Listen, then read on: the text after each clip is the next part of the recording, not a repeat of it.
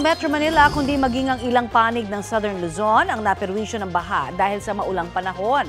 Sa Batangas City, humigit kumulang 80 ang na-stranded dahil sa mataas na tubig.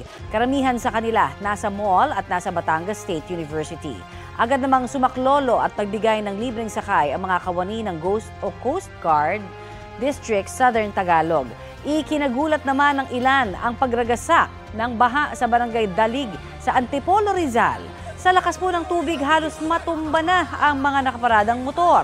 Pahirapan naman sa mga motorista ang pagdaan sa ilang kalsada sa Sorsogon dahil sa baha. Ganyan din ang sitwasyon sa isang spillway. Nag-aalangan na ang ibang sasakyan na tumawid sa takot na matangay ng rumaragasang tubig na umapaw sa spillway. Low pressure area na nasa Philippine Sea at hanging habagat ang nagpaulan sa bansa nitong mga nakaraang araw.